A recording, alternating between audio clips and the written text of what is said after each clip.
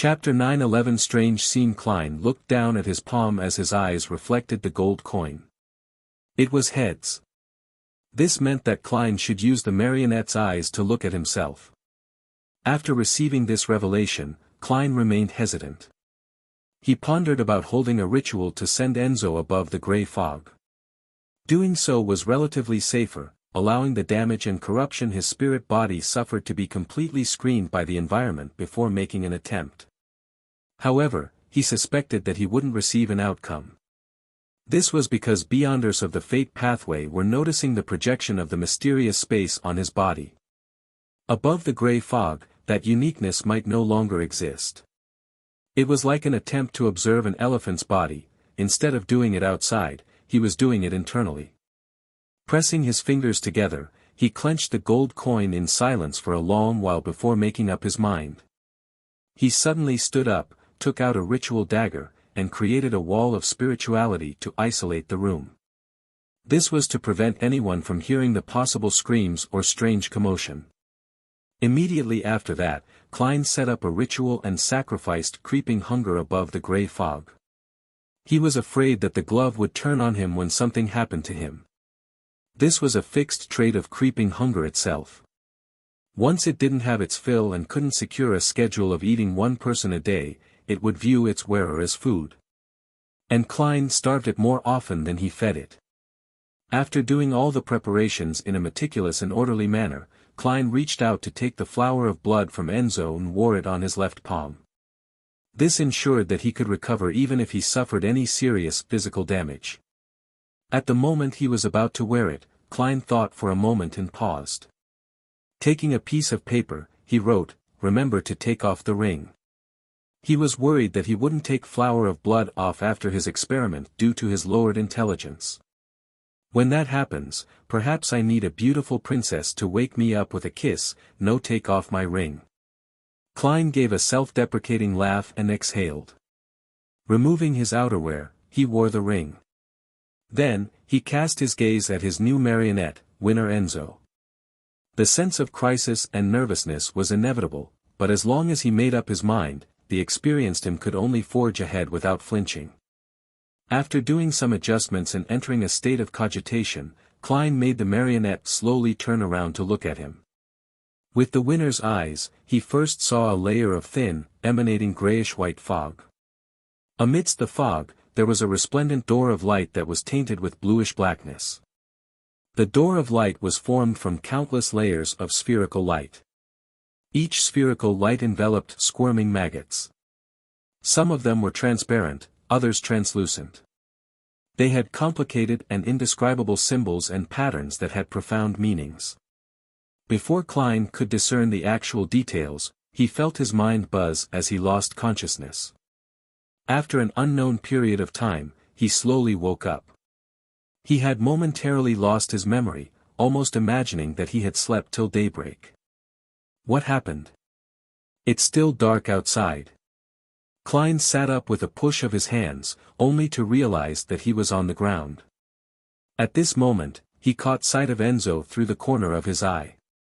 Plenty of scenes and voices suddenly surged through his mind. That's right.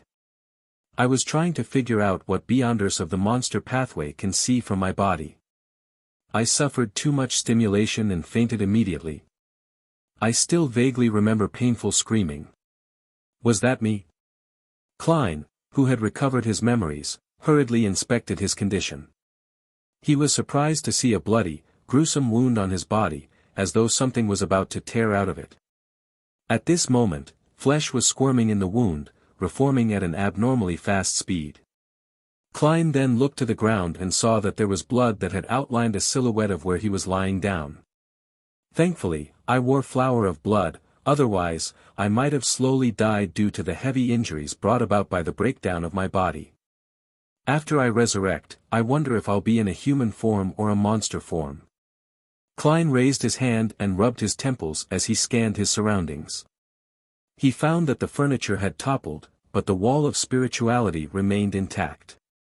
He heaved a sigh of relief, confirming that the abnormality was only limited to himself and a small area around him. Nothing had spread. And from the speed at which his wound was recovering at, Klein determined that he hadn't been unconscious for more than a minute. He picked up the chair and sat down, feeling as though he had forgotten something, but he just couldn't recall what. Only when he instinctively cleared the area did he see a note with the words, "Remember to take off the ring." Only then was he enlightened as he removed the golden ruby ring on his left hand. More memories surfaced as Klein shook his head and muttered with a lingering sense of fear and amusement, "Luck is really important at times. If the negative effects of the flower of blood randomly reached its peak potency, I might not be able to recognize those words and fail to be reminded." Seeing that he had mostly recovered from his wound, he made Enzo wear flower of blood and take off green essence. Using the latter's treatment, Klein no longer felt any discomfort. He focused his attention back on the scene he saw. It was a scene that Beyonders of the Fate Pathway saw on him. A door of light tainted with bluish black. Countless spherical lights. Transparent and translucent maggots clumped together. Symbols and patterns that are mystically complicated, hiding plenty of knowledge but giving zero feedback to others. What do these represent? This is a particular mythical creature form that corresponds to the mysterious space above the gray fog. It's one that belongs to a sequence, O true God. Due to the gray fog screening, only Beyonders of the Fate Pathway can see it directly, suffering the visual impact and corruption. Likewise, it's also because of the gray fog screening that those Beyonders don't directly break down as though they are seeing a deity with their own eyes while also not receiving any knowledge. Klein thought for a moment and began to use divination to decipher the hidden meaning. The door of light seems to resemble the symbol behind the apprentice's chair. It might also point to Mr. Door. Countless stacked spherical light is identical to my cogitation. And the latter stems from the mythical systems as described by some novels from Earth. Influenced, my subconscious chose the most relevant and closely matching memory. Or could it be that my choice influences the expression of the scene from the gray fog? The distorted and transparent maggots are similar to the clump of maggots on the gigantic throne on the main peak of the Hornaces mountain range, but there are some tiny differences. That sequence, oh, the Fool of the Seer Pathway. I didn't manage to see the translucent ones clearly. It's hard to tell. Also, the bluish-black color keeps making me connected to the depths of the mysterious space that I can't reach. Back when I stood on the highest step of the staircase of light, I could see some hints of bluish-black on the cloud-like mass that condensed in midair. Klein thought about it for quite some time but failed to receive an answer. All he could do was keep it at the back of his mind and analyze it when he had more information and clues. After clearing the scene, he took 4 steps counterclockwise and went above the gray fog. He planned on doing a thorough inspection of his physical condition and confirm if Enzo still had any passive luck or bad luck. Biome. In the poverty district, in a dilapidated house that wasn't too big. Admiral of Stars Katlia was sitting behind a table looking at the door when she heard a unique knocking pattern on the door. "Come on in." She didn't deliberately disguise her voice. The wooden door creaked open as the hanged man walked in, wearing a hooded black robe. Seeing his suspicious disguise, Katlia nudged her heavy glasses and said with a smile, "If you were to walk out like this, you would be surrounded by the members of the Church of Storms within 5 minutes. She didn't wear any disguise because she knew that the matter of her permitting Gehrman Sparrow to board the Future had long spread across the seas. It wasn't difficult for the hanged man to guess that Admiral of Stars was Ma'am Hermit. Alger didn't directly reply to her. As he closed the door, he pulled out a chair and snapped back, "It's the same for you." He meant that Admiral of Stars was just second to Admiral Hell amongst the 7 pirate admirals. Furthermore, she was suspected to have deep connections to Gehrman Sparrow. She was a target of pursuit by the Church of Storms and Church of Evernight. Her bounty had risen to £45,000, and no matter which city she was in, it only spelled trouble once she was recognized due to not being disguised. Katlia nodded slightly and turned to look at the hanged man's hooded face. "In front of me, such a disguise is meaningless. However, I respect your choice." She continued wearing her glasses. She has a domineering stance and great confidence. As expected of the Admiral of Stars. Alger, who was wearing a mask under the hood, didn't harp on the disguise as he went straight to the point. Thank you for providing me with assistance. Cadlia placed her right hand on her left elbow. I'm curious. With your present strength and the resources you have, you should be able to resolve the artisan's problem even without my help. Why are you being excessive? Alger was already prepared as he succinctly replied, I do not wish to become a topic of discussion for others. Cadlia seemed to grasp the meaning in between the lines. Pondering for a few seconds, she said, I need more information. Alger nodded lightly and said, according to my observations and guesses, the artisan is likely controlled by those who believe in the primordial moon. The latter belong to the original faction of the southern continent, not the traders of the life school of thought. Cadlia's expression remained unperturbed as she thought for a moment. Why don't you find Mr. Moon? He should be very interested in such matters. Alger curled his lips and replied in a normal tone, if we aren't able to resolve it, I might do so. Chapter 9:12 Origins of the Artisan. Cadlia understood the Hanged Man. If the problem was too serious, they could use the moon to involve the entire sanguine race. They could then minimize their losses in the chaos and obtain some benefits. She then smiled and said, if the situation is that serious, why not directly find the world? That seems to make things simple. Alger remained silent for a few seconds before saying, I have to prove my ability at handling problems, therefore, that's the final resort. After hearing his reply, Cadlia immediately made some connections. The Hanged Man places great importance on the way Gehrman Sparrow views him. It's because he's a blessed of Mr. Fool. Also, his attitude is rather identical to the political jokes of Backlund and Trier. When facing a problem or having committed a mistake, the first reaction is to suppress the matter and find other methods to resolve it. They cannot let their superior or consignor know about it. This means that the Hanged Man was once or is currently a member of a powerful faction with a strict hierarchy. It influenced him and made him grasp similar traits. The Church of Storms. No, such a person would be an oddity. The fleet of the King of the Five Seas. Amidst her thoughts, the pirate admiral nudged her heavy glasses and steered the topic back. Continued describing the artisan. Alger appeared to have prepared a script. Without any thought or pause, he said in an unhurried manner, to hide this artisan's identity, to prevent this resource from being wielded by others, I deliberately constructed the identity of him being part of the Church of Steam. But in fact, he had no choice but to create items for unaffiliated beyonders to earn money to maintain his lifestyle of enjoying fine wine and beauties. He betrayed the Church of Steam and hid in Byam. This time, he first contracted a strange disease and was monitored by an unknown person. Later, he seemed to be under control of people who believe in the primordial moon, claiming that he could receive new life. Cadlia finished listening attentively as her eyes with a purple tint appeared extremely focused. After the Hanged Man finished his recount, she pondered and asked, an artisan definitely has no lack of mystical items. Furthermore, they know all the combinations of different beyonder effects and negative effects. Their strength is definitely at sequence 5. What methods did those primordial moon believers use to control this artisan without harming him? A demigod was involved? Alger slowly shook his head. There aren't any clues regarding that, but based on my observation, the artisan has expressed some willingness. I suspect that, while being threatened and coerced, there are elements of them targeting his weaknesses to entice him. He had indirectly denied the theory that a demigod was involved. Cadlia nodded. How did those primordial moon believers find this artisan?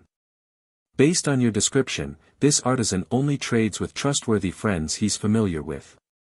He doesn't enjoy widening his channels, and he can be said to be extremely cautious. Alger hesitated for a moment and said, I'm not too sure, but I have a theory. I once helped the world sell a werewolf beyonder characteristic to that artisan, and the werewolf pathway belongs to the mutant pathway. Be it the formulas or characteristics, they are firmly in the control of the Rose school of thought. There are seldom any leaks. Likewise, those people who believe in the primordial moon in the southern continent basically belong to the Rose school of thought. Cadlia added inwardly, having figured out the Hanged Man's theory. He suspected that the werewolf beyonder characteristic had a latent problem that involved a secret existence. This resulted in the artisan being targeted by the Rose school of thought. And this was also the reason why the Rose school of thought firmly wielded control over the mutant pathway's formula and characteristics. Cadlia raised a few more questions and obtained satisfactory answers. Finally, she asked, "What's that artisan's name? What country is he from?" "He's from Intis. He calls himself Sealf," Alger replied straight away. "Sealf." Cadlia frowned slightly as she repeated the artisan's name softly. "What's wrong with that?"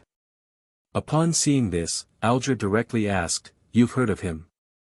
From Alger's point of view, Admiral of Stars was an experienced powerhouse with a powerful background and was good at controlling herself.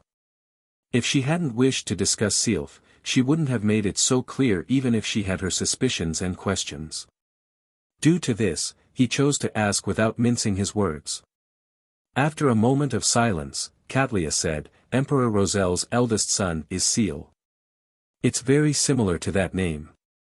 Without waiting for the Hanged Man to say a word, she continued, "This prince passed away due to his horror and concerns shortly after the emperor's assassination. Back then, the Sauron family wished to hang or exile his descendants, but the Church of Steam chose to take him in as a clergyman." Alger nodded slightly in enlightenment. "You suspect that he's a descendant of that prince?" In most countries in the northern continent like Intis and Faysac, it was common for people to use their ancestor's name or something similar as their names. It represented the legacy of honor, therefore, the more illustrious a family was, the more common it was to have the second or the third.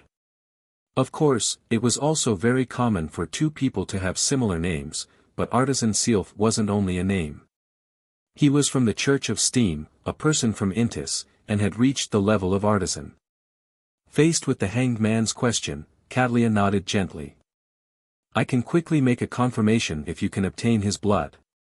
Understanding the reason, Alger didn't ask further.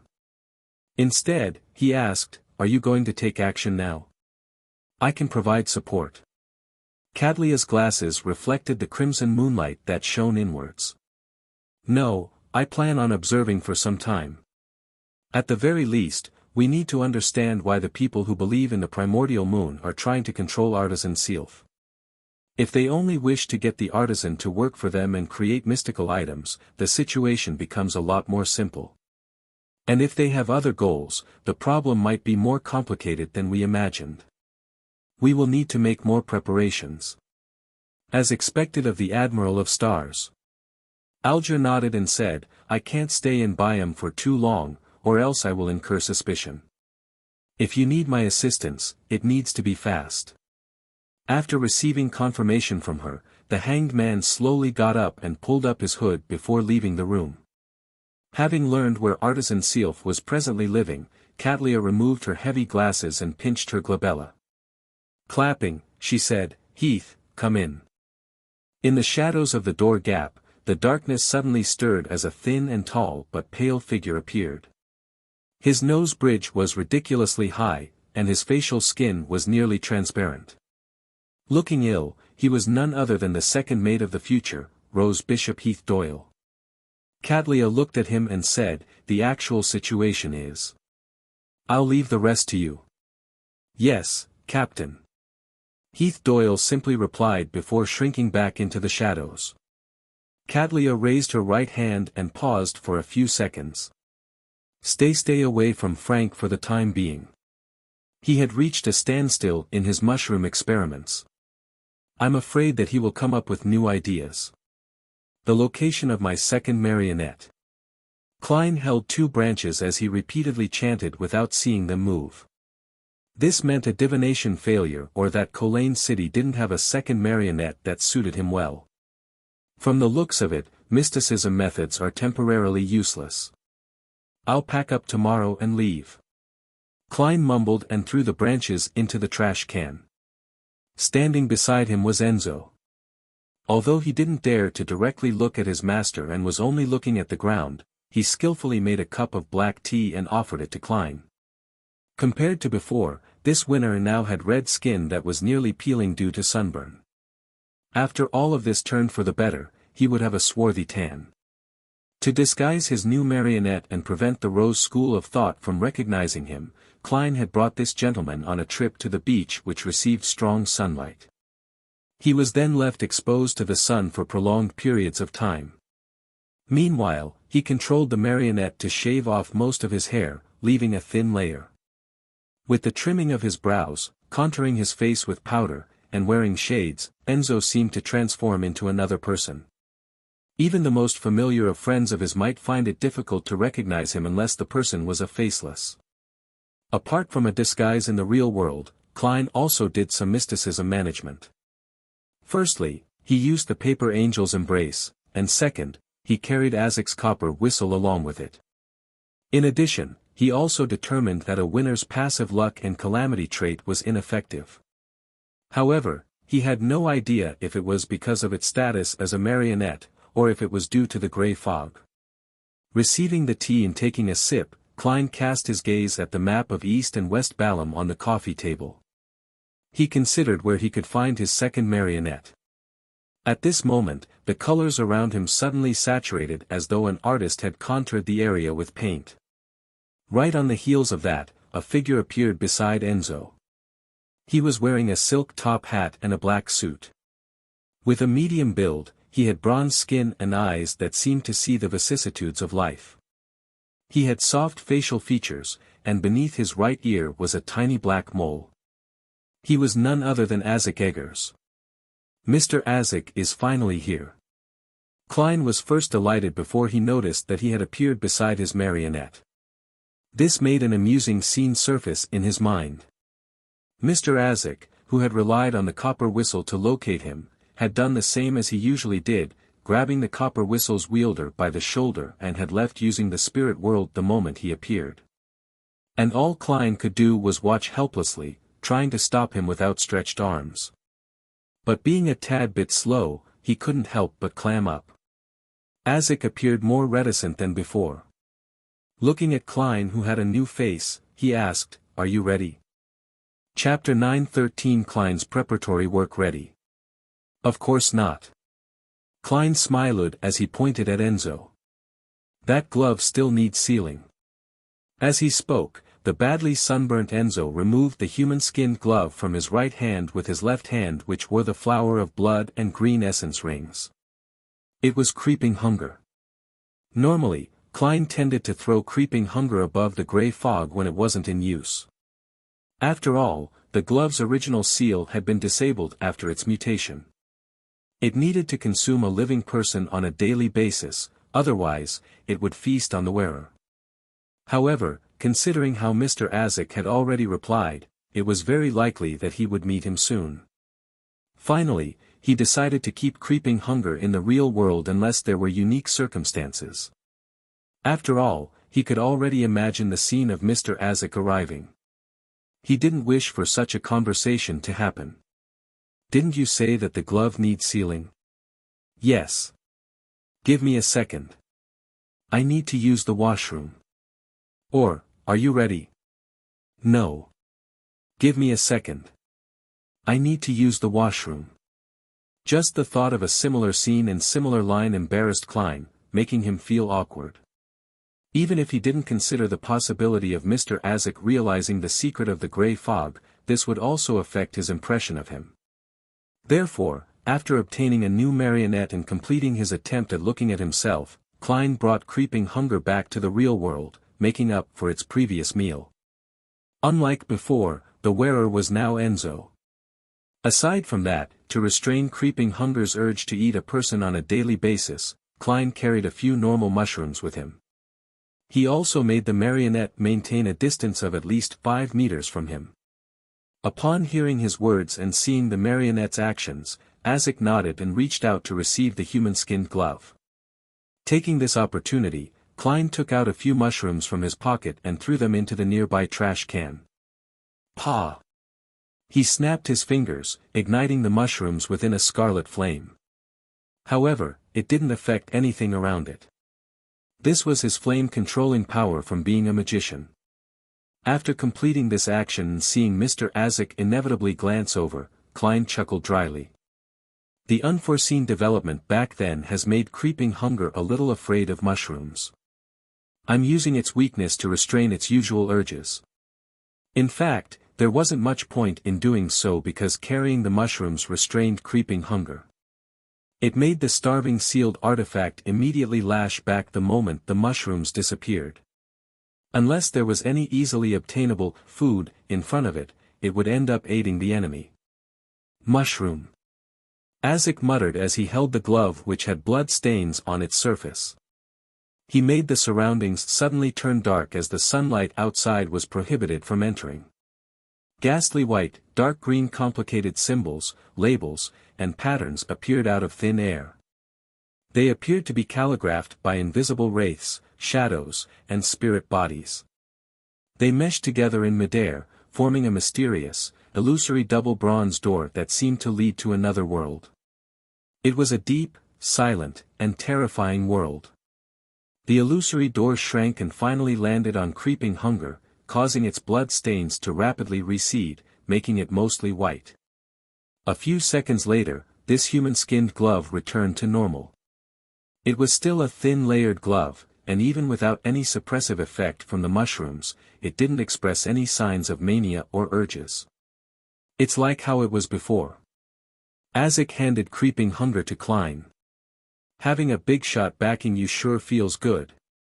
Klein reflected inwardly and earnestly thanked him before wearing creeping hunger on his left hand. He thought for a moment and raised a matter.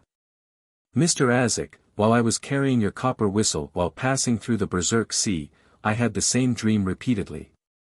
The main theme of the dream is darkness and coldness.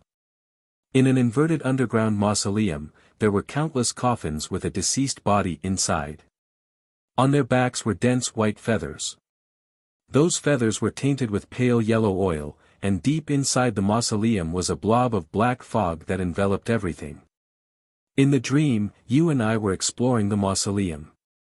We triggered something, causing the black fog to produce panting sounds as thin illusory black tubes were extended.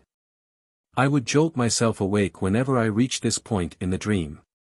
This seems to be similar to the byproduct of the Numinous Episcopate's artificial death project that previously appeared." Klein described, in detail, his divination of the copper whistle as a dream. He did this as a warning to Mr. Azik, as if to say that he shouldn't be too careless. After all, dream divination was, in a sense, equivalent to a dream, and Azik knew that he was a beyonder of the seer pathway. Having such an encounter wasn't anything odd. Having a revelation from a normal dream and getting a revelation from a dream divination only differed in one way, one being passive and the other active. Azik finished listening silently without cutting Klein off. At the end of that, he nodded and said, "It's likely related to something death left in the Berserk Sea. From the looks of it, the Numinous Episcopate's artificial death project has had some qualitative progress. Mr. Azik lives up to being a fourth epoch death consul. He doesn't belittle my dream at all." Klein raised his right hand and rubbed his face, turning into Gehrman Sparrow. He then said, "I only have one more thing I need to prepare. I need to confirm if Admiral Hell Ludwell isn't somewhere dangerous and that there aren't any Numinous Episcopate demigods around him." As for whether the Murloc cufflink was still on the ship, Klein didn't mention it. This was because he would check on it every few days.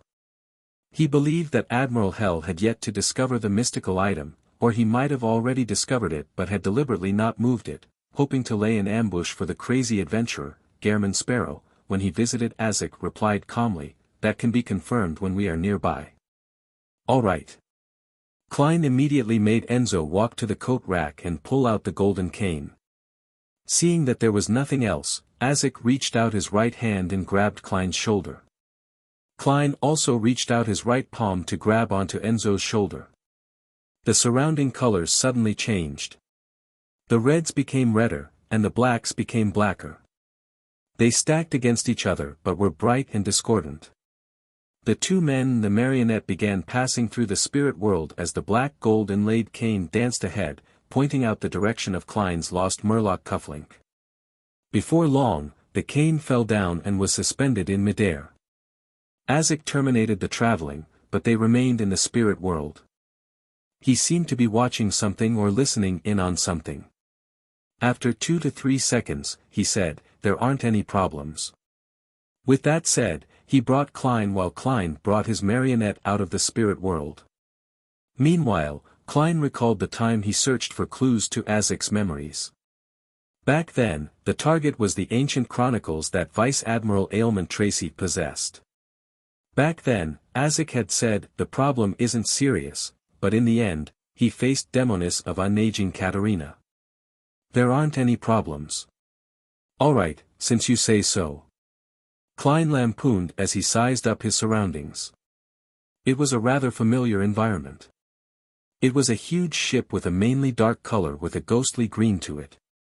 It had a black tulip flag, as well as zombies, skeletons, wraiths, shadows, and other undying creatures. These creatures either directed the sails, patrolled the area, or did cannon drills. All of that proved that it was the flagship, Black Tulip, of Admiral Hell. Unlike Klein's last encounter, the Black Tulip had quite a number of living beyonders. The silver-masked captain with an exaggerated rapier, frilly shirt, a gorgeous coat, and a triangular hat with a white skull on it, Admiral Hell Ludwell, was standing by the cabin's entrance looking over. Suddenly, the black ring on Ludwell's right hand trembled and glimmered. The pale white flame in the arrogant pirate admiral's eyes wavered and finally constricted to its limits. Immediately, Ludwell bent his back, prostrated to the ground in front of Azek Eggers, and kissed the deck under the gaze of the either glazed, surprised, or lifeless eyes.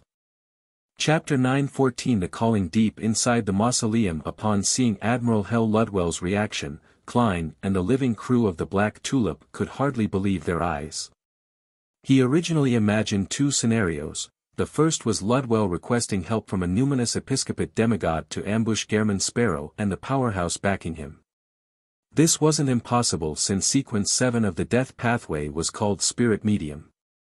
They also had the ability to sense impending danger. The second was that Admiral Hell hadn't made any preparations. He tried resisting but ended up being easily finished off by Mr. Azek.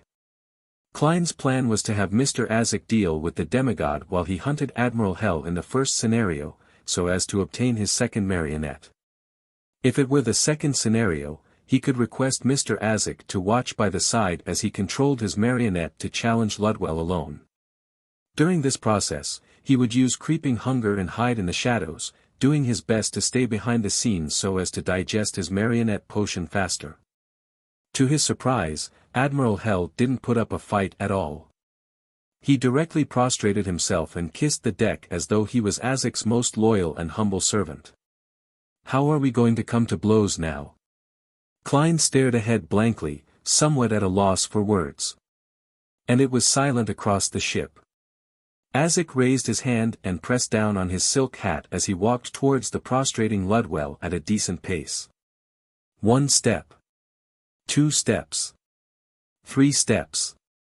He stopped in front of Ludwell and said with a deep voice, "What stage has the numinous episcopate's artificial death project reached?"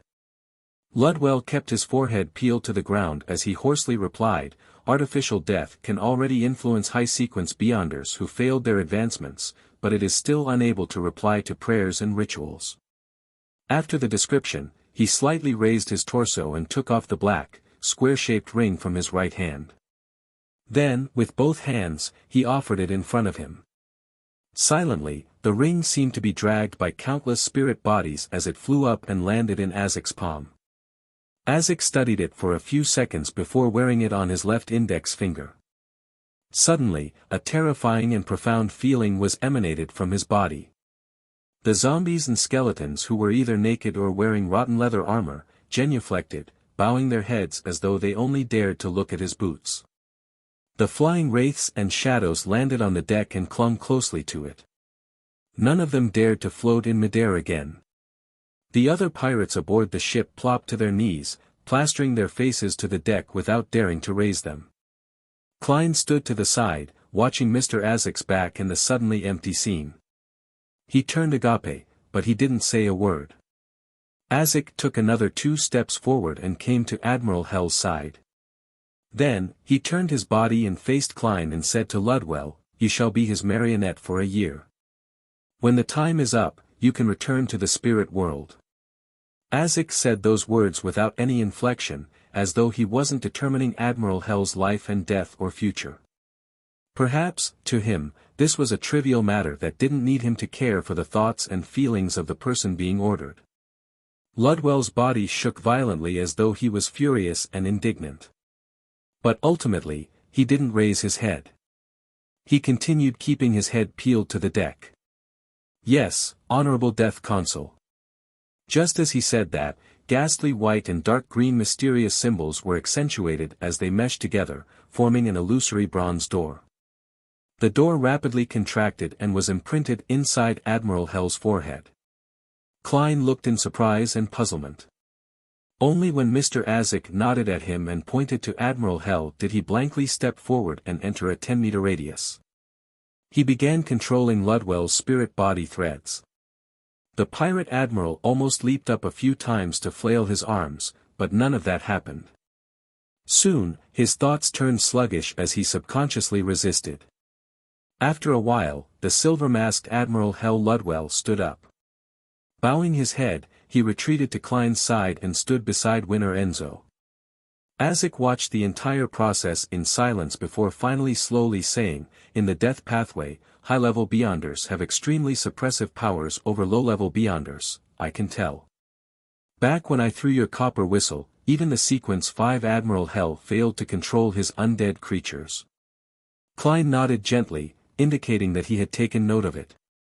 Immediately after that, a zombie which had rotted in several areas rose up. Carrying an azure-blue cufflink, it came before Klein. It was the Murloc cufflink he had lost. "Although it's useless for the current me, I've finally gotten it back." As Klein was lost in poignancy, he reached out to retrieve the item that belonged to him. Then, he saw Mr. Azek walk back and reach out to grab his shoulder. He hurriedly extended his arms to grab onto the shoulders of his marionettes, Enzo and Ludwell. All the colors saturated, brightened, and overlapped. Having entered the spirit world, Klein instinctively asked, "Mr. Azek, where do we go next?" "Berserk Sea," Azek calmly replied. He paused for a moment and then added, "Give me the copper whistle." "All right." Klein made Enzo take out the iron cigar case and retrieve the ancient cigar case. Azek reached out and took it before saying in a deep voice, "My intuition tells me that this ring left by death, together with this copper whistle and myself, should allow us to find the spot in the Berserk Sea where death perished back then." Klein subconsciously said, "My dream tells me that it's very dangerous. Perhaps we should first find the numinous episcopate members who are implementing the artificial death project. We can make decisions after receiving more detailed information from them." Azek fell silent for a few seconds. "A voice there is calling out to me." Klein turned his head to look at Mr. Azek. He saw that this man with soft facial features and weathered eyes had his facial contours furrowed. He no longer had that slight curve to his lips. Colors flashed by quickly as Azek brought Klein through the pitch-black storm that enveloped the Berserk Sea. At this moment, the dark square ring and the exquisite ancient brass whistle shimmered slightly, illuminating Azek's face. This death consul who had lived through the fourth epoch closed his eyes as he silently listened to a shout that came from an unknown location. Then, he suddenly clenched his right hand. All the scenery from the nearby spirit world was imploding, turning into a slowly spinning black vortex whose borders couldn't be seen. The vortex suddenly burgeoned, devouring Azek, Klein, and his 2 marionettes. Klein sensed a sudden and intense sense of dizziness as he nearly vomited on the spot. He recovered after an unknown period of time, realizing that he was inside a dark, cold mausoleum. Around him were open coffins, and inside them were rotting corpses with white feathers on their backs. Although I warned Mr. Azek, we still ended up here. Klein was taken aback for a second as he suddenly felt a deep sense of helplessness. He turned his head to look to the side and saw Azek standing near him. He was staring intently at the flights of stairs that led deep into the mausoleum. There was a thick black gas emanating in the area as they slowly swirled like smog. The one hiding in there might very well be artificial death. Klein couldn't help but warn. Azek's facial contours were no longer as taut as he curved the corners of his mouth. My slumber from before has allowed me to recall many more things. I saw myself seated on a bone throne, and I saw beyonders and ordinary people lying dead in front of the throne. They hadn't done anything wrong, but they died sudden deaths all the same. One by one, they got up, turning into ghastly undead creatures that pledged allegiance to me. And I was just coldly watching them without any emotional fluctuations. I allowed the disaster to spread through the village and into the city. This made me feel unlike myself. However, I also knew very well that this might be the real me. As Death Consul from the Fourth Epoch's Balam Empire. Klein's lips quivered slightly before he pursed them tightly. Azek rubbed his temples and continued in an unperturbed tone, I sense myself returning to that past. Without waiting for Klein's reply, Azek, who was staring intently deep into the mausoleum, continued, I still remember my resurrection after my first death. I was lying in a pale white coffin, and I staggered to my feet.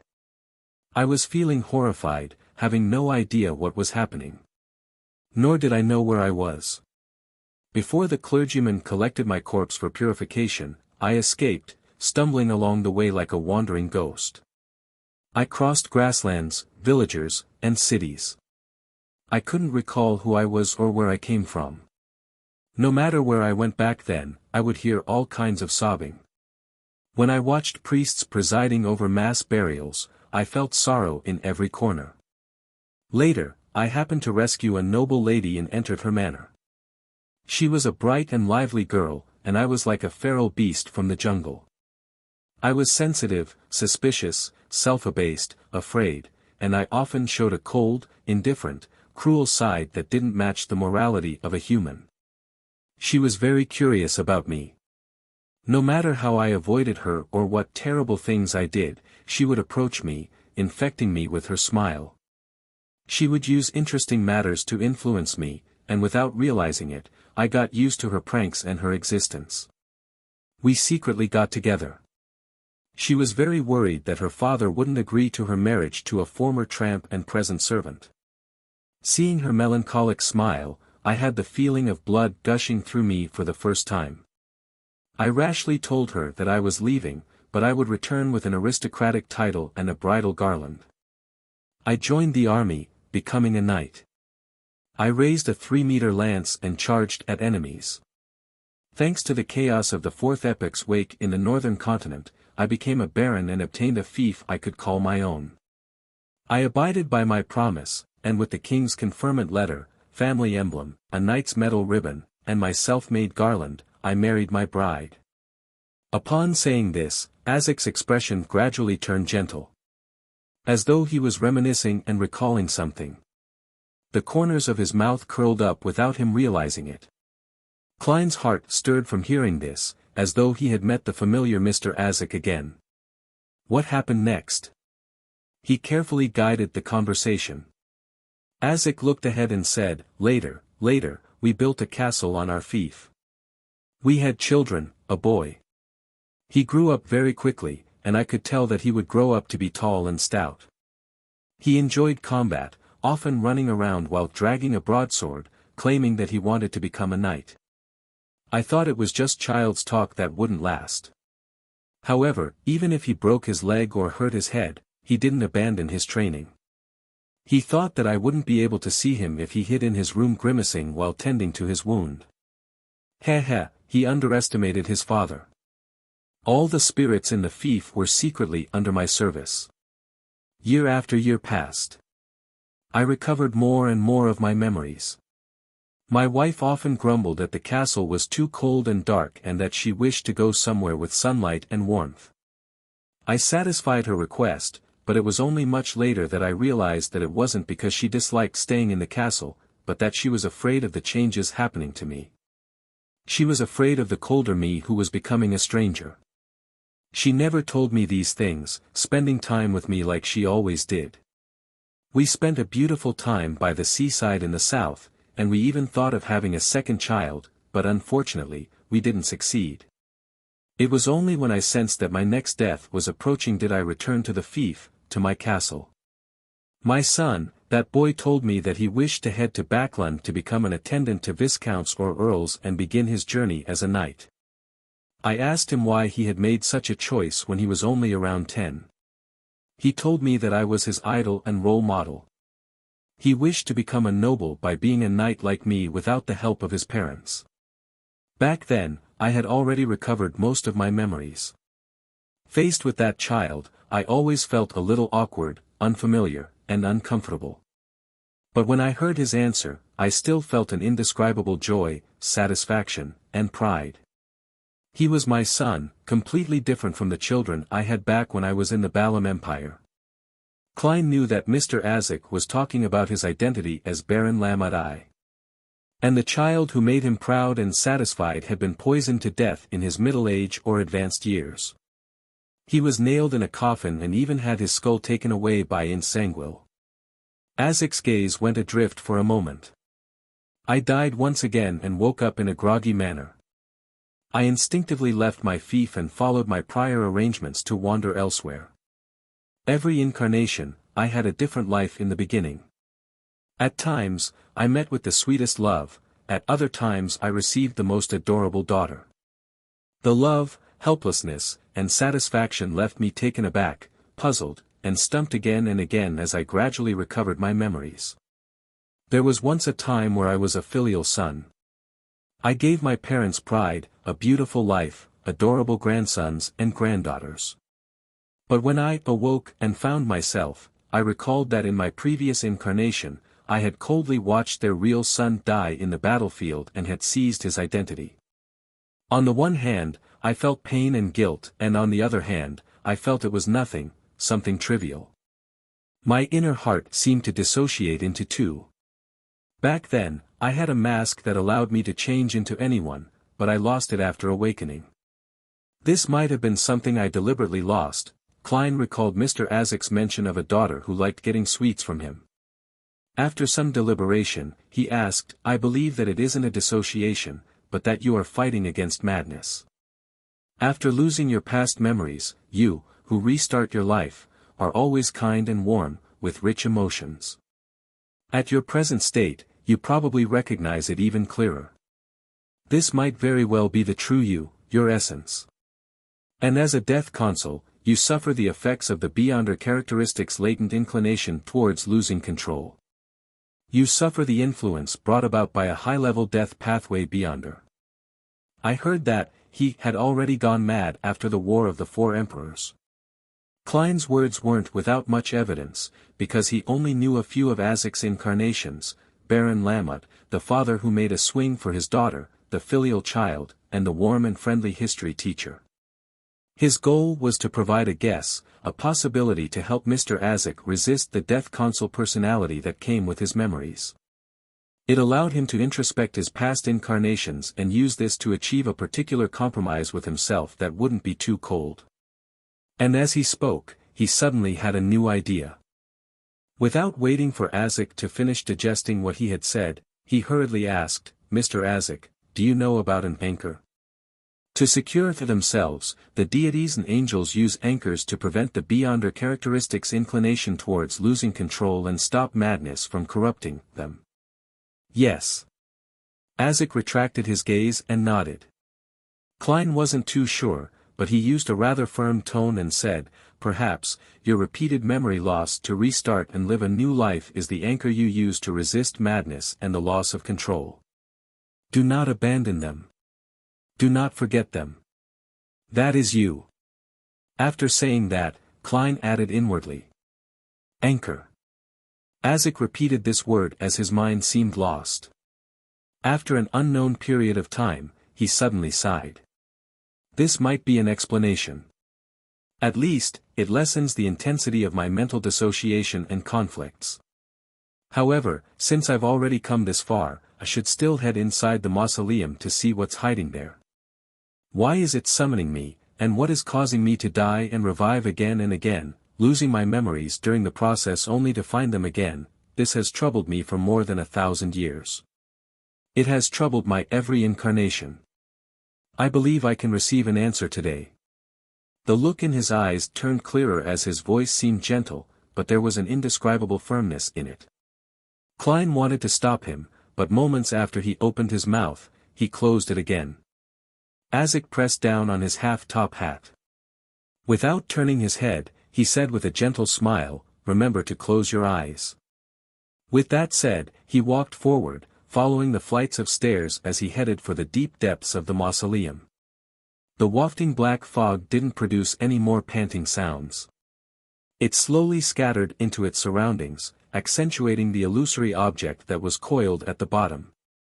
It was a massive feathered serpent that seemed to occupy an entire island. It had huge, dark green, nearly black, scales.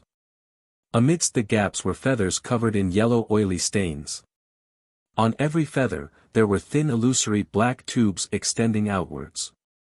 The exaggerated feathered serpent was both illusory and real, its actual form was hardly describable.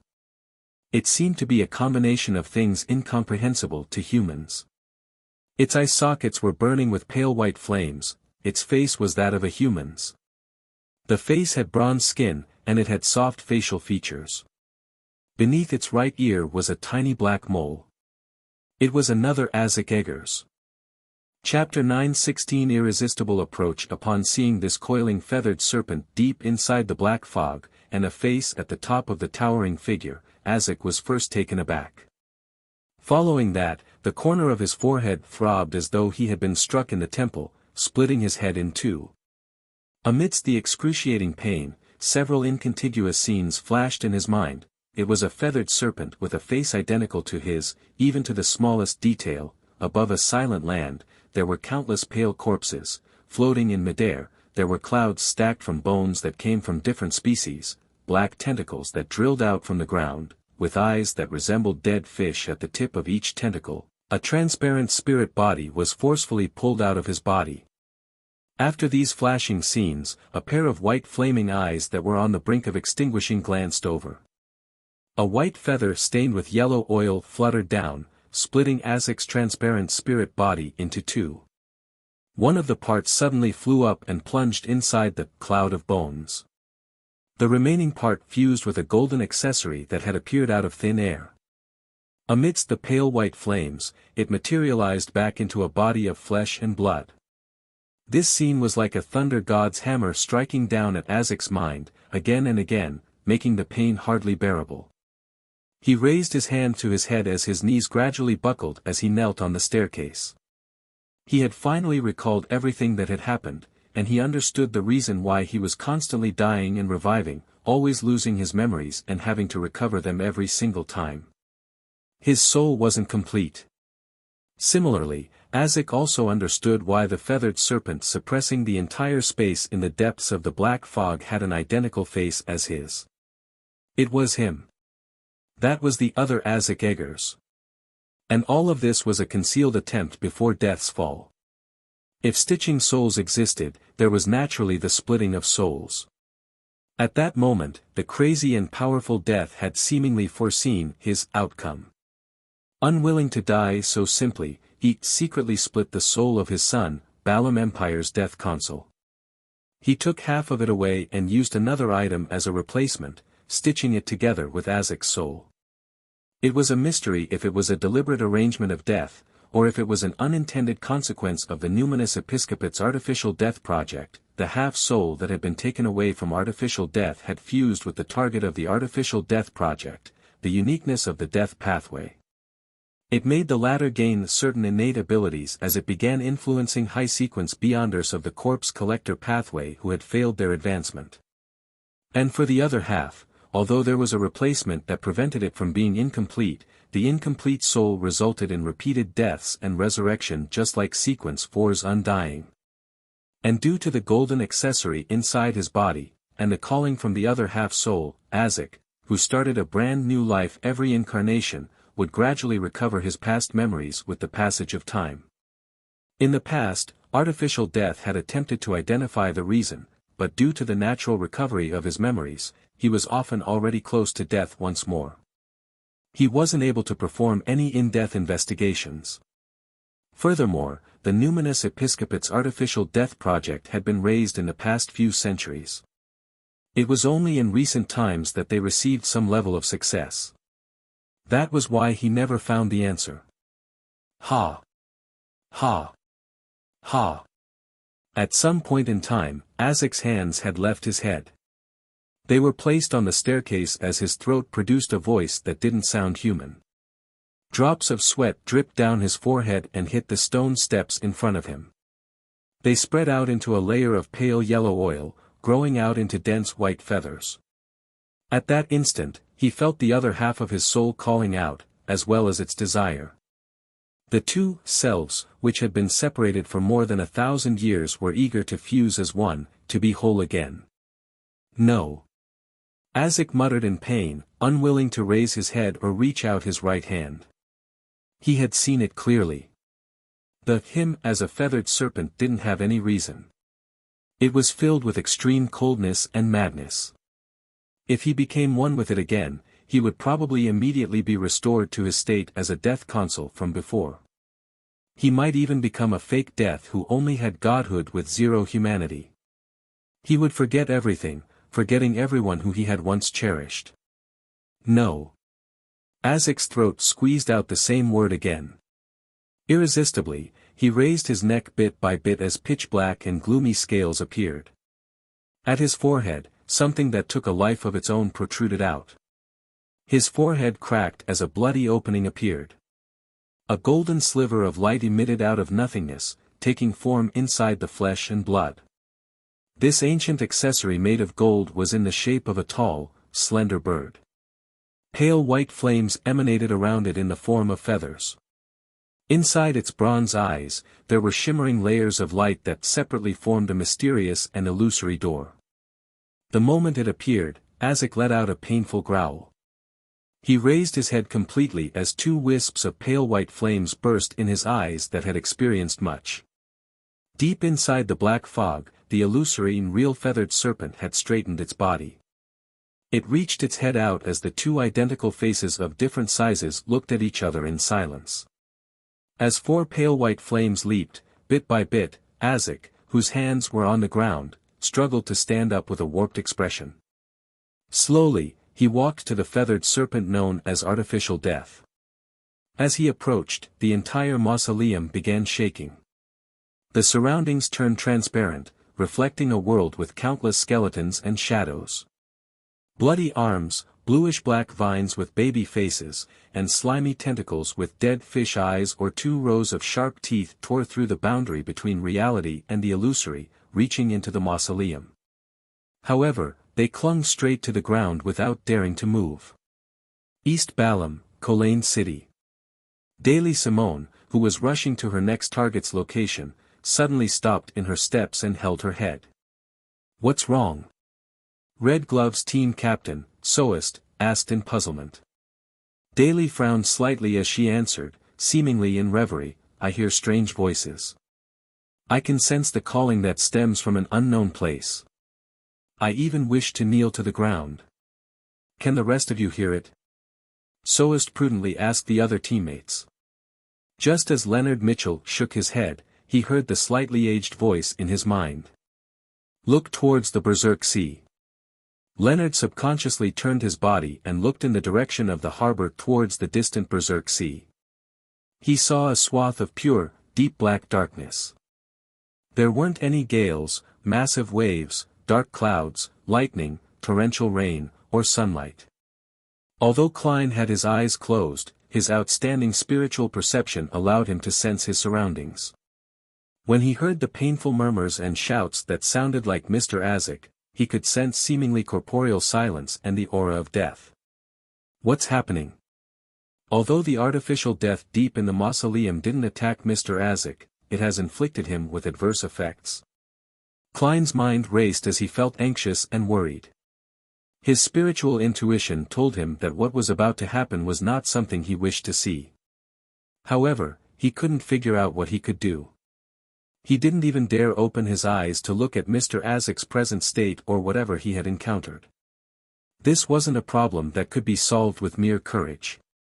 It was a difference in the natural order of life, an unbridgeable gap. Suddenly, Klein had a strong feeling of helplessness. However, he didn't give up as he tried hard to think of whatever items he had on him that could be of use. Creeping hunger? No, it's at a completely different level.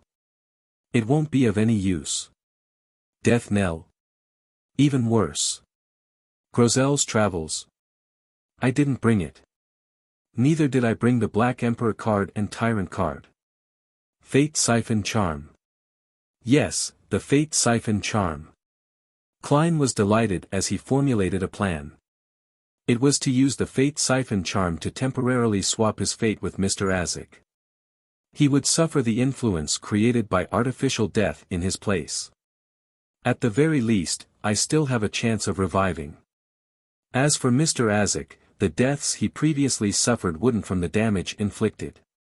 Who knows if he can awaken again in such a situation? Klein didn't consider if the Fate Siphon Charm was effective on Isaac and artificial death. He only wished to give it a try. He raised his right hand and reached into his pocket. Then, there was a delay in his actions. His arm rose a little before landing back in its original location. He froze for a moment as though he had been petrified into being a stone sculpture. Klein's lips quivered a few times as his expression distorted indiscernibly. Following that, he swung his right arm and reached his palm into his pocket and pulled it out. Gripped tightly in his palm was a black crystal card-like charm. At the same time, Isaac was approaching the towering illusory feathered serpent. His footsteps sped up as though he was returning to his throne. However, his eyes which had pale white flames were filled with pain. His expression was extremely warped. No. Isaac muttered once again.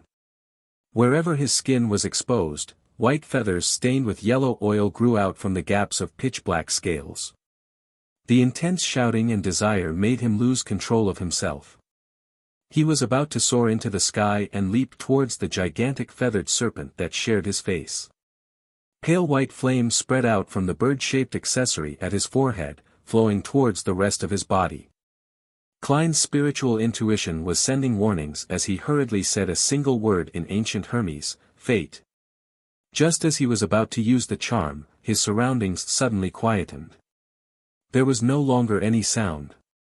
A slender, fair female palm appeared out of nowhere and pressed down on the golden bird-shaped accessory on Isaac's forehead. A figure then materialized between Isaac and the towering illusory feathered serpent, stopping the two's approach. With the help of this external force, Isaac finally held back that desire and the irresistible calling to fuse together. The pale white flames in his eyes reflected the floating figure in midair. It was a beautiful lady wearing an ancient robe. She wore a black hood. Her face was deadpan, and her black eyes were deep and dark, devoid of spirituality. Chapter 9:17 Three Choices. The strange turn of events inside the mausoleum left Klein, who had his eyes closed and his spirituality converged, completely unaware of what was happening. He had no idea if it was something good or bad. Therefore, even though he had already chanted the activation incantation, he still didn't dare rashly use the Fate Siphon Charm. He was afraid it would make things worse or that it would have the opposite effect. Seconds passed as Klein felt the passage of time was especially slow. He felt as though an entire century had passed. Finally, he heard Mr. Isaac speak with a somewhat hoarse and uncertain tone, "It's you." Following that, an unperturbed voice that was clearly female sounded, "You have three choices. First, continue proceeding forward to seek completeness. Allow Salinger to revive within your body. The second is to have me help you extract that half-soul, allowing you to take it with you. You will think of a way to stitch it back together, but this will make you transform back to your original form. You will stop repeatedly dying and reviving, but it will not be the present you. Your past incarnations will truly reseed into being dreams. Third, it's to give up everything and directly leave. You will forever be stuck at your current level. You will have no way of advancing further. You will still die again and again, waking up with no memories, and repeatedly search for your past experiences. Klein was taken aback by what he heard. He never expected that there was another person in the depths of the mausoleum. Furthermore, she appeared to have absolute authority. She provided the former death consul, Isaac Eggers, different choices that he could choose from. This is that the artificial death that's hiding deep in the black fog? No, he originally didn't seem to have any intelligence. It's been so long, and it's not like he has tried communicating. Extract the half-soul and think of a way to stitch it together. What does that mean? Isaac's soul was not whole to begin with. Extract it from where? The lady speaking is actually able to do something Mr. Isaac is incapable of. Also, who is Salinger? Why would he be revived in Mr. Isaac's body? He is death that caused the pale disaster, Mr. Isaac's father or grandfather. He foresaw his death, hence, he left a seed in Mr. Isaac's body for him to revive. The first choice is definitely something to eliminate without any thought. The second and third choice each have their own problems. The former makes him not his current self. He will become an unfamiliar him. The latter is to suffer an undying curse for all eternity, never to receive salvation. If he's confident with himself, truly treating all the past incarnations as an anchor, then the second choice can be considered. It allows for reconciliation and a compromise. But this involves the splitting of a half-soul into half. It's impossible to guess what developments will happen to the other half-soul which didn't experience those incarnations in the future. The anchor might not be able to resolve the problem. Ideas flashed through Klein's mind. He was puzzled, curious, stumped, and confused. He was so near, yet so far from a solution. It was Isaac's life. It was a future he needed to face. No one else could make the decision for him. And whatever Klein needed to say had been said. He stood there helpless and worried, waiting for Mr. Isaac to speak again. Isaac looked at the beautiful hooded lady in front of him without saying a word. The pale white eyes in his eyes flickered. The illusory but real towering feathered serpent seemed to sense a negative development. It suddenly lashed out its tail, wildly sweeping it around as it lunged its head downward and opened its gaping mouth, revealing dark red flesh and fangs that were tainted with yellow oil stains. It stuck out its black serpent tongue and spat dark green slime in a bid to devour Isaac Eggers. However, all of its attempts failed to be effective. It seemed to live in another world. Amidst the unsettling silence, Isaac raised his right hand and rubbed his temples. Calmly, he said with a laugh, "Perhaps I'm accustomed to my present life. I choose the third choice." Just as he said that, the hooded lady clenched her fist, gripping the golden bird-shaped accessory tightly. Then, she retracted her arm, pulling out the ancient item from the gap in Isaac's forehead. Isaac's expression distorted once again as though he was experiencing unimaginable pain. Every drop of his blood, and in every piece of flesh, there were some parts of his soul seeping out, mixing together into a transparent soul. This soul appeared complete, but it was filled with discordant and disharmonious feelings. It was because it was half gold in color, the same all the way from the brows, eyes, to the torso, and its four limbs. It had an ancient simplistic beauty. As the golden bird-shaped accessory was extracted, Isaac's translucent soul began to disintegrate inch by inch, as though it was being skinned alive. His throat let out an unhuman gasping sound once again, causing Klein's head to spin and ache. It felt as though a needle had stabbed into his brain and was stirred wildly. In seconds, Isaac's spirit body completely split into two. Half of it transformed into a golden stream that infused into the bird-shaped accessory, while the other half returned to his body, fusing with his flesh and blood. The two pale white flames in Isaac's eyes were extinguished as the white feathers and pitch-black scales on his body receded. His warped expression also eased as he no longer looked as savage. His expression turned slightly pale and translucent as his forehead throbbed. Clearly, he was suffering a pain that stemmed from deep within his soul body. "Thank you for your help." He bowed towards the beautiful hooded lady. He turned around and floated up the staircase, coming to Klein's side. "You can open your eyes now," Isaac said with an exhausted smile. Klein hurriedly opened his eyes and sized up Isaac.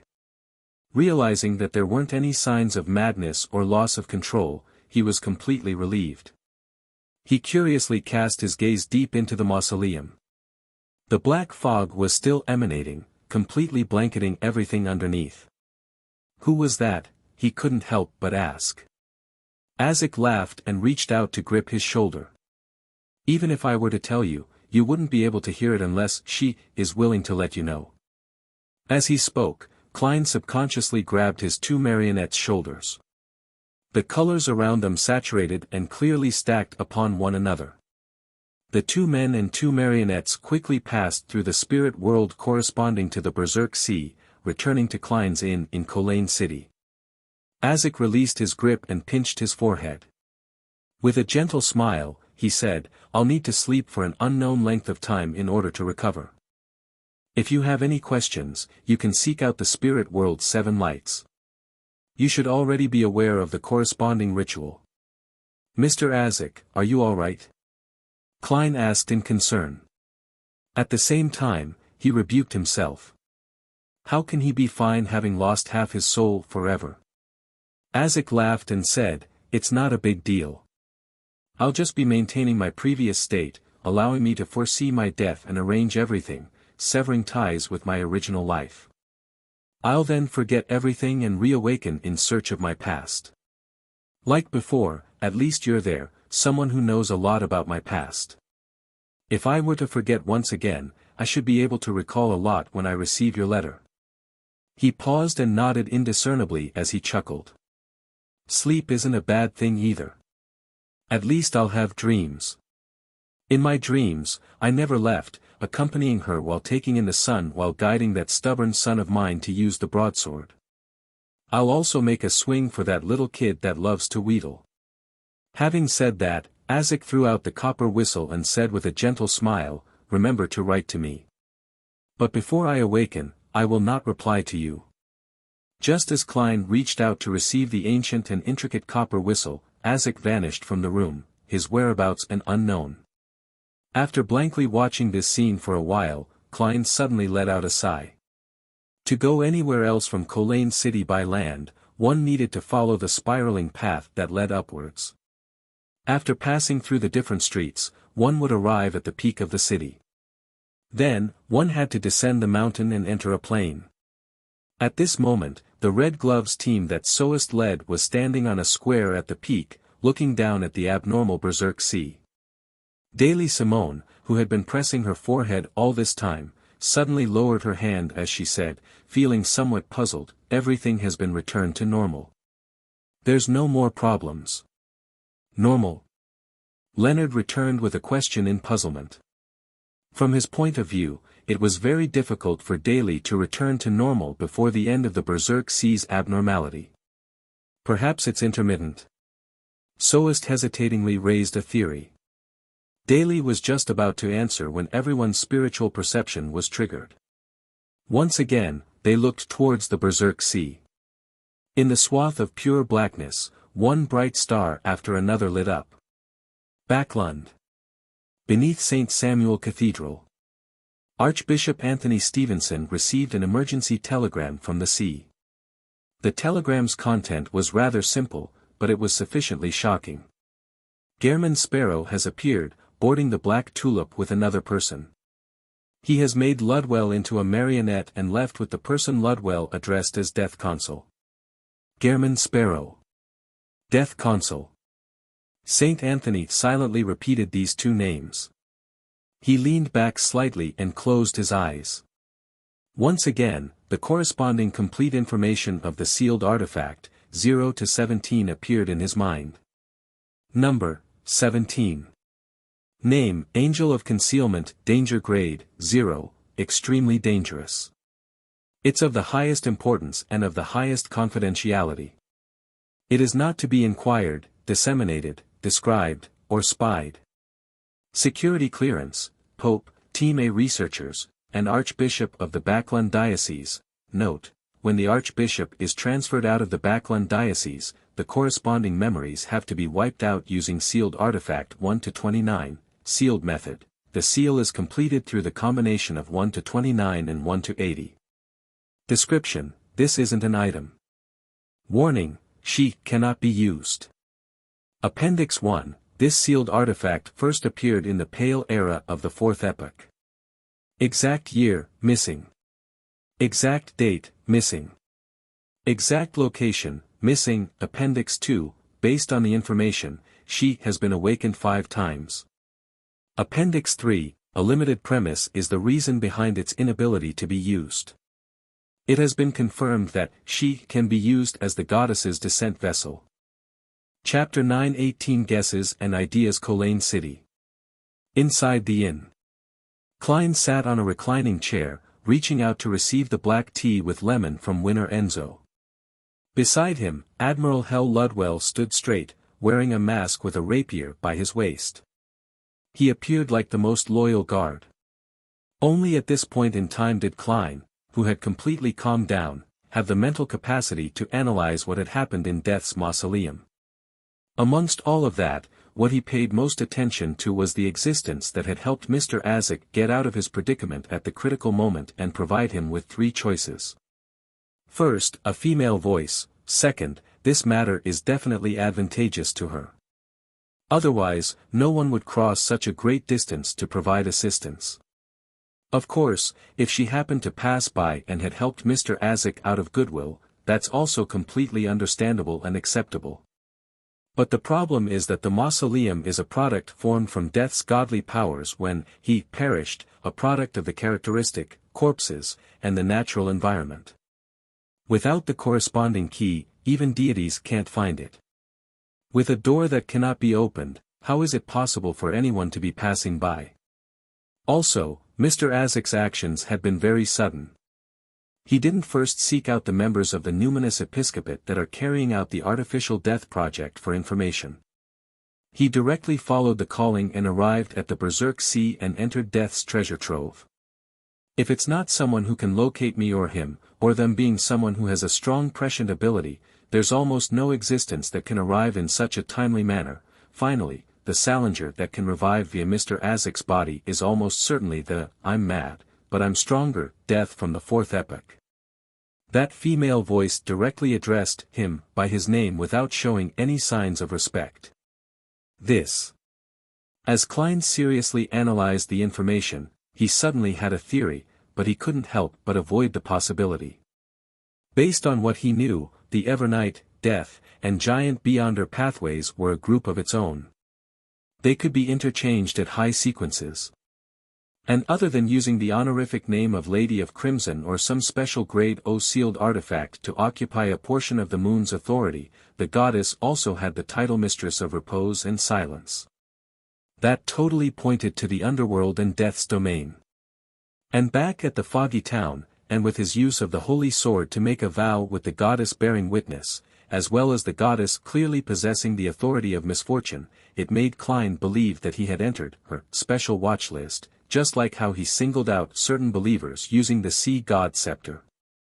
Making a bold assumption and seeking careful verification, then almost all the questions can be answered if she really was the goddess. As one of the 7 orthodox deities, as one of the winners of the Pale Era, she has the level and right to address Death by his name.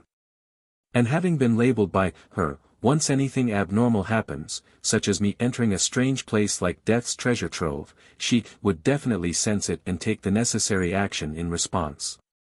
Furthermore, as it definitely requires some time, she didn't manage to stop it at the beginning. To her, that artificial death, or the death pathway's uniqueness that had initially come to life, clearly enhances her authority in the aspects of repose and silence. It might even allow her to directly intrude into Death's domain, just like what the mother tree of desire did to the chained god. When death perished, the three sequence 1 characteristics should have automatically separated. It's unknown who received them. If the goddess is searching for them, perhaps ruler of the ancient underworld, lady of all the undead, will be added to her title. Although Mr. Azek has been pursued by the church's high-sequence beyonders, he has ultimately never suffered any real threats. From the looks of it, the goddess has been waiting all this time for today's development. Upon coming to this realization, Klein suddenly felt a little frightened. He was rather pious. At the very least, he superficially raised his right hand in a pious manner. Tapping 4 spots in a clockwise manner on his chest, he formed the sign of the crimson moon and muttered, "Praise the Lady." This made him recall the answer he received when he asked Snake of Fate Will Septon about obtaining the high-sequence Beyonder potion formulas of the Seer pathway. Can only be obtained from the crazy Zeradal or the Hornacis mountain range. If you are the blessed of the Evernight, treat it as though I didn't say it. After the incident at the Foggy Town, Klein had already discovered that heading to the Hornacis mountain range and finding Zeradal was the same choice. Even stealing the Antigonus family's notebook from St. Samuel Cathedral's basement was the same. And up to this date, he realized that the second line was not without meaning. He stroked his chin and muttered, perhaps, maybe, possibly. I'm really considered a blessed of the Evernight. Towards this, Klein wasn't too unreceptive to it. On the one hand, he had spent the first few months after coming to this world with the Church of Evernight's Tinjin Nighthawks team. He had a group of great teammates and colleagues. He had a rather heartwarming life and acceptable ideals. To this day, he still recalled the past, therefore, although he wasn't a worshipper of the Evernight goddess, he was very accepting of this deity. On the other hand, at least on what he had seen to date, the Evernight goddess had yet to show any ill intent. Instead, she had given him some blessings. Klein believed that since he had been specially marked, it was unlikely that he could be free from it any time soon. All he could do was learn to accept it and make good use of it. Of course, I can't let down my guard. In addition, I already have too many enemies in the form of the Mother Tree of Desire, True Creator, Primordial Demoness, Primordial Moon, Blasphemer Amon, Angel of Fate Ouroboros, and others.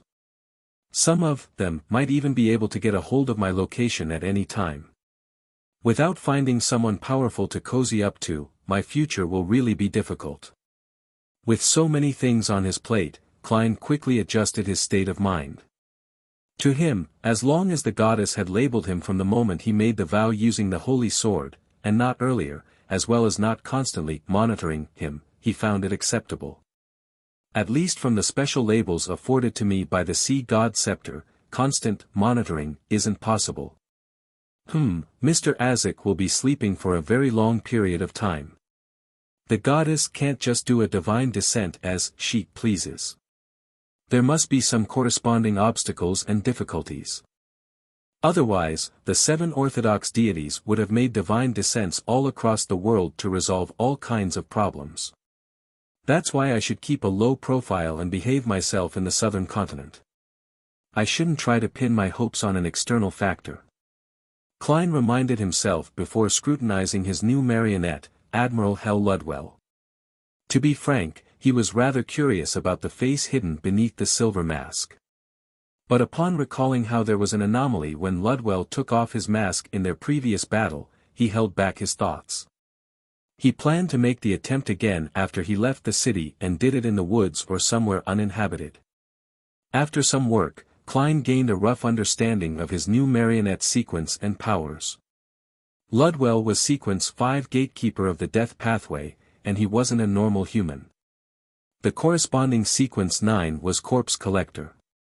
Back in Tinjin, Klein had already learned of its specifics. He knew that they possessed certain traits of a corpse. Their entire being appeared rather cold and grim, and their body temperatures were relatively low. This allowed them to avoid being attacked by dead unintelligent spirits. At the same time, they also had their physical bodies enhanced. They gained resistance to the cold, decay, and corrosiveness of cadaveric auras. They were naturally equipped with spirit vision, and they understood the characteristics and weaknesses of undead creatures. Sequence 8 was Gravedigger. Corpse collectors who advanced to this sequence become stronger. Their spirit vision was further enhanced as their agility increased. They were able to communicate with nearby spirits, allowing them to provide the Beyonder with help. Other than that, gravediggers could quickly find the weaknesses of unfamiliar undead creatures and spirit world creatures via observation. This was known as the Eye of Death. Sequence 7 Spirit Medium was a qualitative change. Beyonders of this sequence gained knowledge of various kinds of mysticism rituals related to spirits. They could directly communicate with the natural spirits and loitering dead souls in the real world. Hence, they had informants everywhere. At the same time, they could use different spirits to actualize different kinds of magic, creating various kinds of supernatural phenomena in a rather multifaceted way. Sequence 6 Spirit Guide and Sequence 5 Gatekeeper didn't experience a qualitative change from Spirit Medium other than an increase in the range for communication. Spirit guides began involving themselves with the spirit world as they began hiring messengers and receiving the help of certain spirit world creatures. Gatekeeper could sense the entrance to the underworld, allowing them to control the dead spirits inside, doing so as though they watched over the gates that separated the dead from the living from spirit medium onwards. With the advancement of each sequence, the quantity and quality of natural spirits, undead creatures, spirit world creatures that the Beyonders could control and order increased exponentially. Spirit Guide gained the use of the additional language of the dead that circumvented the protection provided by one's physical body. Focused on the ability to communicate with a spirit body, the ability was enhanced to giving an order, to the point of slavery. Gatekeepers could even open the mysterious gate that separated life and death to a certain extent, opening the gates to the underworld. If it wasn't for the natural restraints that Azek's copper whistle had on the corpse collector pathway's control over spirits, I probably wouldn't have even had what it takes to fight Admiral Hell back then. And even now, if not for traveling to ensure my safety, I might not be able to finish Ludwell off, even if I used demigod-level powers. In the future, I have to take note when taking revenge on Insanguil. He was once a gatekeeper after all. Klein nodded slightly, raised the cup, and drank a mouthful of black tea. As for the weapon Ludwell had, it was named Harris Rapier. It originated from a prince from the southern continent in ancient times. It didn't directly correspond to any sequence or pathway. It was more of a product that was similar to King of the North Ulyssen, who gathered similar characteristics without any proper rules. It only had one Beyonder power, bringing absolute destruction to the items it stabbed. As a pirate admiral with the highest bounty, Ludwell didn't only have this mystical item. Unfortunately, his most precious death ring had been taken by Azek. As for the silver mask on him, Klein temporarily had no way of taking it off for research. Also, he really doesn't like money. He has zero need for money. Klein lowered his cup and retracted his gaze. Considering how it was still early, he planned on leaving Colaine City and heading elsewhere to wait for Danitz to finish his investigations. Backlund, Sherwood Borough. Furs, who was having an afternoon nap, jolted awake from her dreams. She saw an endless grayish-white fog and Mr. Moon, who had his head bowed in prayer, clearly hearing his voice. In the southeast outskirts of Backlund, in the middle of Delaire Forest, there is an abandoned ancient castle. In it are at least 2 ancient wraiths, and other dead spirits. The possibility of other Beyonders living there cannot be eliminated. The coordinates are, I finally have information on the main ingredient of scribe. Information worth 300 pounds. Furs was instantly delighted as she immediately thanked Mr. Fool and sought him to pass her message to the moon that she would make payment shortly. After completing this, she got out of bed and went to the first floor. She planned on pouring herself some wine to drink and consider when she would explore the abandoned castle, as well as the necessary preparations. For the meantime, Lamino's travels cannot be rented out. Zio needs to come along. That abandoned castle has several dead spirits and is rather dangerous. I have to consider the combination of spells. If there's anything lacking or not specialized, I'll hire Mr. World, Mr. Hanged Man, and the Sun to record the corresponding Beyonder powers. Although Furs lacked actual combat experience, she had been mixing with Beyonder circles for years. Later, she had joined the Tarot Club, and having heard and seen much, she naturally knew the need for preparations before any adventures. As for directly hiring Mr. World to do it, she had long struck it off her list of options. She believed that giving all the spoils and her savings to him wasn't enough to hire him. Of course, if her attempts at exploration proved that the abandoned castle was extremely dangerous, something that a Beyonder at her sequence couldn't enter, she would have no choice but to shoulder an enormous debt. After all, there was only hope and a future from being alive. In theory, I shouldn't reach that stage. There are still 2 demigod-level Beyonder powers left on Lamino's travels from Mr. World. At most, I'll use it first and think of means to make up for it in the future. The only problem is that the 2 demigod-level Beyonder powers might not be suitable against wraiths and dead spirits. Furs sipped some black rand as her various thoughts took form. At this point, she heard a key latching into the keyhole as she instinctively looked towards the door. The door suddenly opened as Zio walked in, carrying 2 paper bags that emitted a rich fragrance. "Desi pies?" Furs asked immediately before frowning in puzzlement. "Haven't you had lots of commissions recently? Why are you back so early?" Zio threw a bag of Desi pies over and said without hiding her smile, "I happened to walk past it. I also hadn't had lunch, so I planned on taking a break." Without waiting for Furs to ask further, she said, "I've accumulated enough points. I can soon exchange them for the interrogator potion formula." Although her monitoring of Royal Guard Captain, Viscount Stratford, hadn't had any significant progress, it was the kind that accumulated points on a daily basis. All she needed to do was submit a passable report every week to receive the corresponding bounty. Therefore, together with the other commissions and their varying levels of success, Zio had already earned enough to obtain the interrogator potion formula. Finally, Furs sincerely felt happy for her friend. Then, she shook the wine cup in her hand. "Shall we celebrate with a drink?" At the same time, she also thought of something pertaining to herself. "This is great. After becoming a Sequence 7, Zio should have experienced a qualitative change.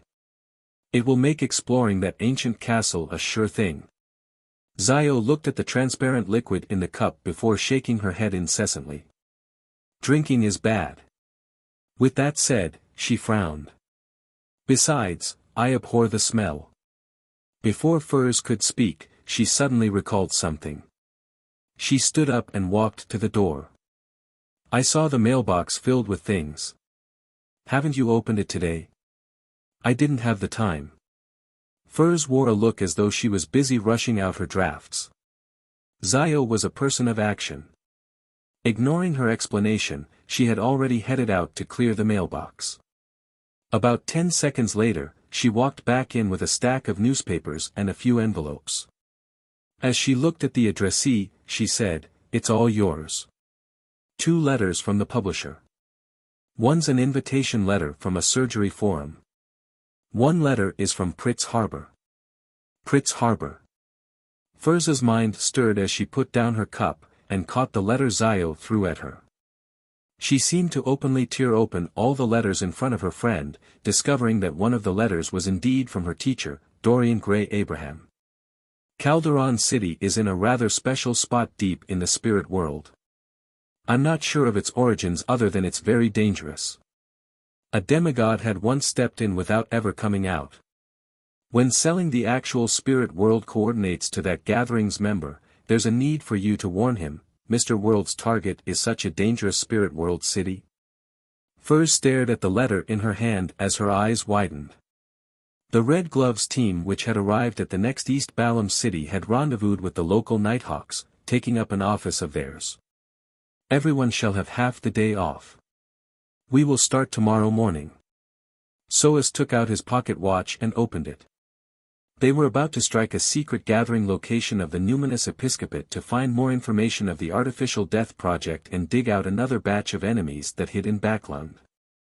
As for the information obtained from Ulika, they had already sent it back to Backland via telegram. They didn't need to worry about the subsequent work. After all, they weren't the only Red Gloves team. Backland's local Nighthawks were aplenty and powerful. Leonard and Daly were just about to seek out their lodgings to rest, and a Nighthawk with some East Balam blood walked in with a piece of paper. A new telegram from Backland. Soest reached out to take it, and after opening it for a few seconds, he said with a grave expression, "Gehrman Sparrow has appeared again. Using divination methods, it has been confirmed that it's him. Gehrman Sparrow." Leonard wasn't surprised by this outcome.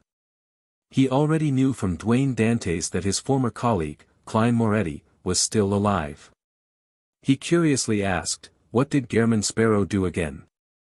Soest surveyed the area and sternly said, "He boarded the Black Tulip and turned Admiral Hell Ludwell into his marionette." Admiral Hell Ludwell? Marionette? The Red Gloves could hardly hide their astonishment as they exclaimed one after another. Even Leonard Mitchell was extremely surprised. One had to know that Admiral Hell Ludwell, who wore the ring left by death, had the highest bounty among the 7 pirate admirals. He was publicly recognized to be the strongest beneath the 4 kings.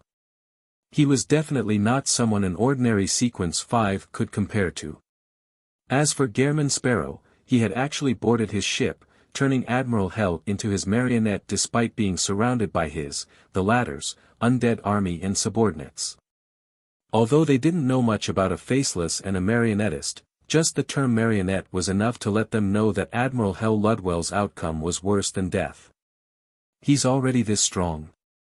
He infiltrated St. Samuel Cathedral's Chinese Gate to meet the requirements for a demigod ritual. Leonard gradually fell silent as he didn't ask more.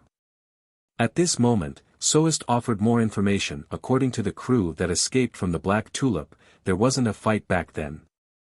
Gehrman Sparrow and another man boarded the ship. The moment Admiral Hell Ludwell saw them, he gave up any resistance and prostrated himself onto the deck, calling the man Death Consul. Later, he allowed Gehrman Sparrow to turn him into his marionette. Death Consul. Leonard subconsciously turned to look at Daly Simone. He believed that this Sequence 5 Beyonder of the Corpse Collector pathway likely knew what Death Consul meant. Daly scoffed and shook her head. "I only know that the former Balam Empire, a blood descendant of death that ruled the real world, was known as Death Consul. However, the Numinous Episcopate's royal faction's leader has never called himself Death Consul," another Red Glove, Cindy, mentioned in puzzlement. This was rather open knowledge amongst the Nighthawks. Those that reached Sequence 7 and above, or those who joined the Red Gloves, had the right to be privy to this information. As for the Artificial Death faction, it was even more unlikely for any of them to call themselves Death Consul. Who knows? Perhaps the Numinous Episcopate has fractured again. Now, there's an additional Death Consul faction. Daly first made a casual comment before she thought and said, "Gehrman Sparrow has a mysterious origin. His motives for infiltrating Chinese Gate is unknown. Perhaps, it's really related to the Numinous Episcopate." The Numinous Episcopate had always been a main target that the Church of Evernight had been trying to take down. The conflict between the two ran deep. Her statement reminded Leonard Mitchell of something because he knew that Gehrman Sparrow was Klein Moretti. Furthermore, he had joined a secret organization that worshipped the Fool and represented itself with tarot cards and had a working relationship with the Numinous Episcopate. In the few factions of the Numinous Episcopate, there's no Death Consul. Admiral Hell Ludwell can almost be confirmed to be an arm of the Numinous Episcopate. Dealing with him is equivalent to dealing with the Numinous Episcopate. Dwayne Dantes once said that the members of that secret organization come from different places with different goals. Klein's goal is revenge. Could the goal of one of the members be to strike the Numinous Episcopate, to gradually absorb them to revive or recreate death in their own image?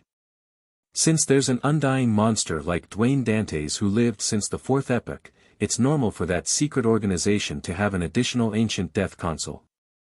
Perhaps, his corresponding tarot card is death.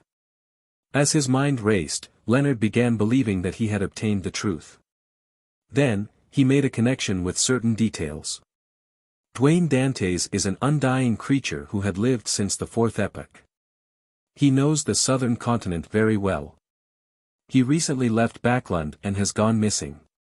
Leonard was alarmed. Taking the opportunity while his teammates were in discussion, he lifted his teacup and covered his mouth, softly muttering to himself, "Old man, could Dwayne Dantes be the death console?" Palaz Zorost's slightly aged voice said with a smiling tone, "No. Balam Empire's death console is both a rank and a title.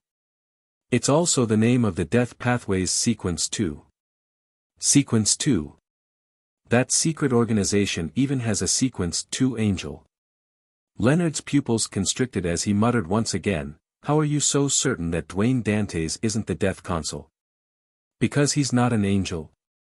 Palaz immediately chuckled. "No. The reason is very simple. You've seen the real death console's portrait before. Back when you Nighthawks were investigating Welch's suicide. You might have even met him personally. He's a teacher at Koei University's Department of History, Isaac Eggers." Isaac Eggers.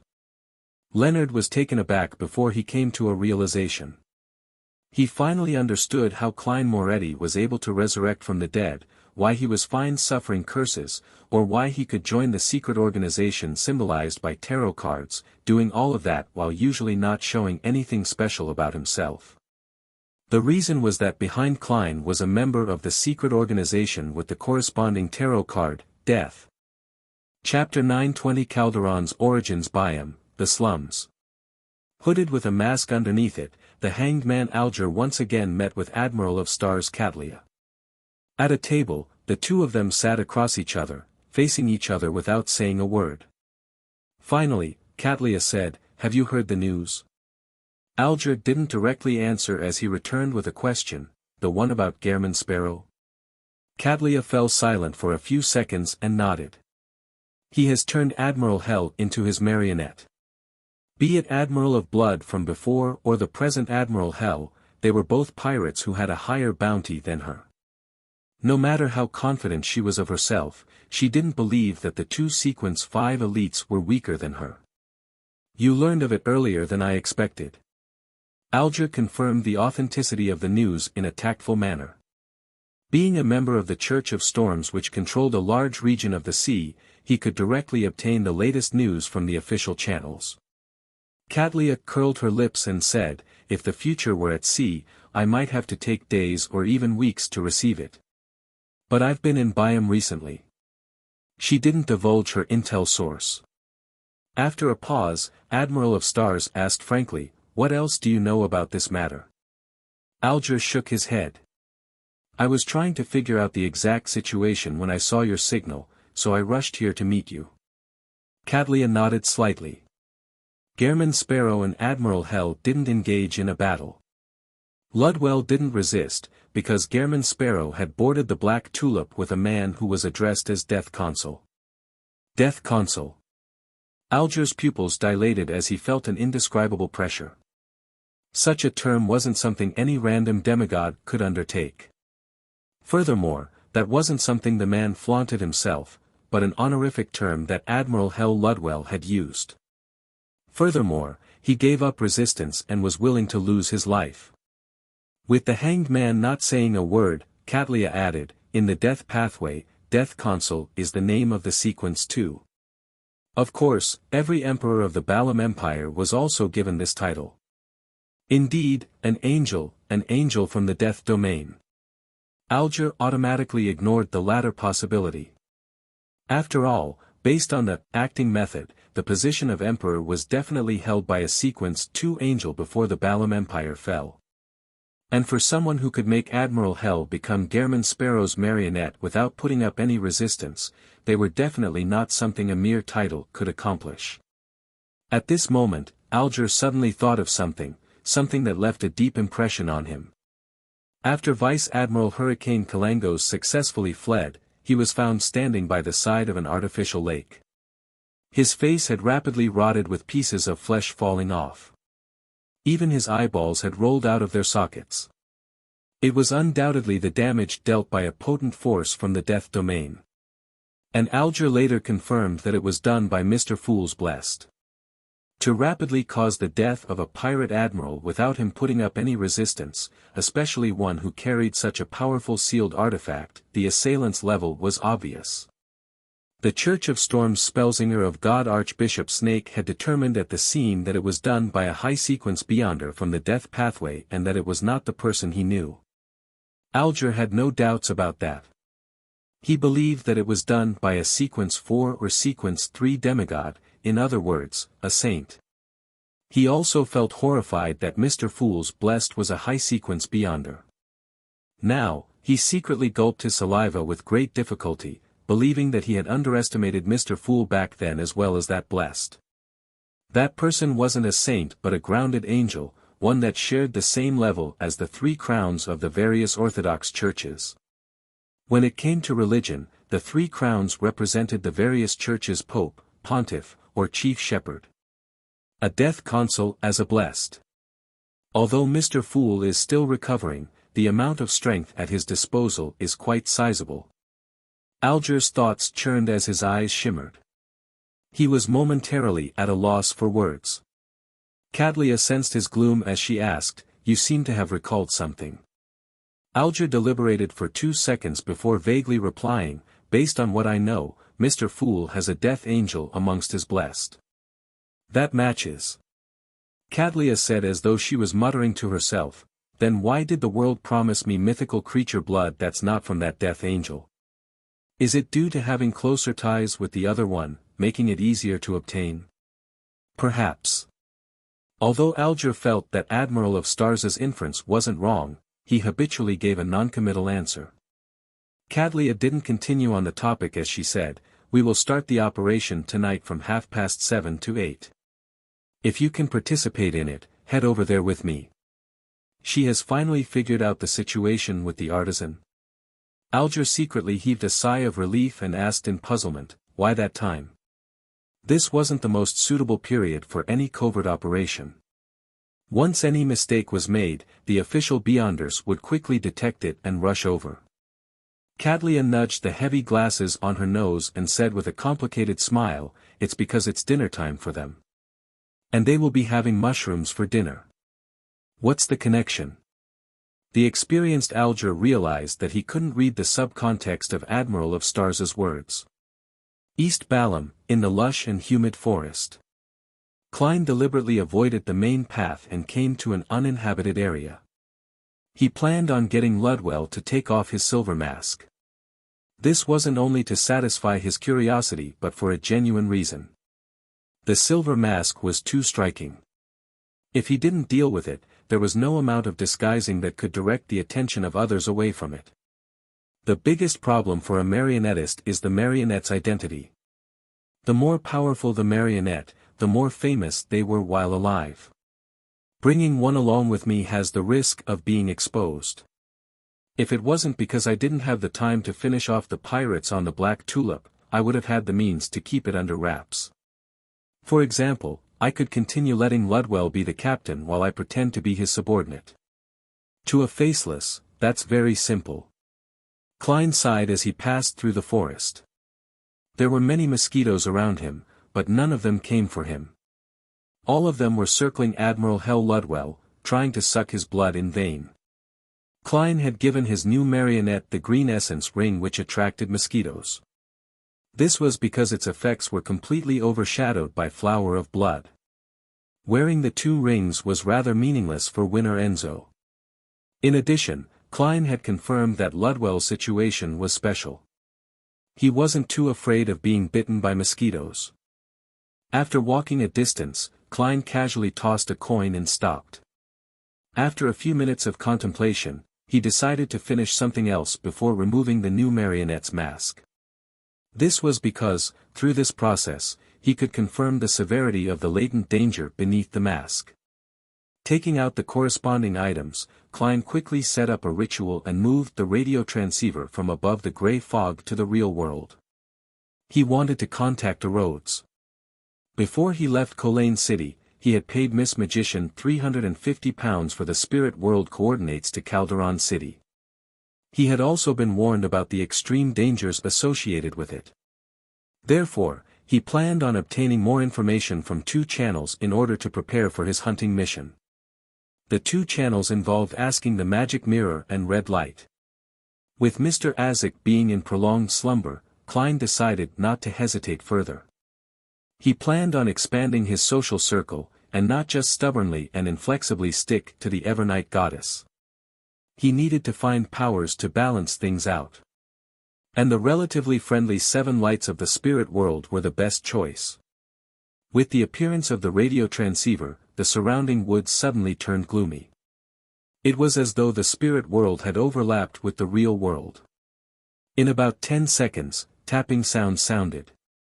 Illusory white paper began being spat out. Exalted Great Master, your puny, loyal and humble servant, Rhodes, is here to answer your summoning. There's temporarily no danger here. What say you? Seeing this coquettish manner of speech, Klein sighed silently and finally confirmed that he had connected to the magic mirror, Rhodes. He had previously been afraid that the white piece of paper would have the words, "I want to have a child with you." Of course, he had divined the level of danger of contacting Rhodes above the grey fog, and he obtained an answer that it was fine. However, with the mother tree of desire having a precedent of interfering with divination, as well as his misinterpretation of infiltrating St. Samuel Cathedral's Cheyney's-gate, he wasn't too certain. Indeed. Klein nodded in a reserved manner before asking. What do you know of Calderon City in the spirit world?